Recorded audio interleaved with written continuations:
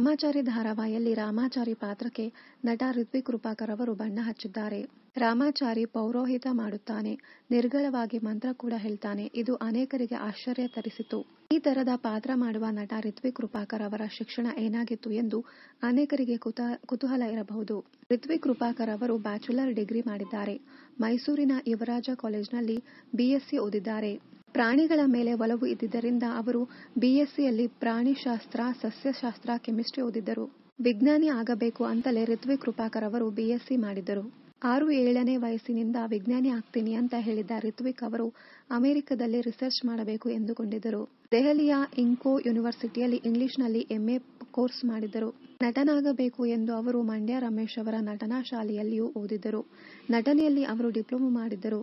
ವಿಜ್ಞಾನಿ ಆಗಬೇಕು ಎನ್ನುವ ಆಸೆಯನ್ನ ಬಿಟ್ಟು ಈಗ ಚಿತ್ರರಂಗದಲ್ಲಿಯೇ ಇದ್ದು ಜಯಿಸಬೇಕು ಎಂದುಕೊಂಡಿದ್ದಾರೆ. ಇನ್ನಷ್ಟು ಕನ್ನಡ ಧಾರಾವಾಹಿ, ಸಿನಿಮಾ ಹಾಗೂ ಇನ್ನಿತರ ನ್ಯೂಸ್ ಅಪ್ಡೇಟ್ಸ್ಗಾಗಿ ಚಾನೆಲ್ ಅನ್ನ ಸಬ್ಸ್ಕ್ರೈಬ್ ಮಾಡಿ. Thank you.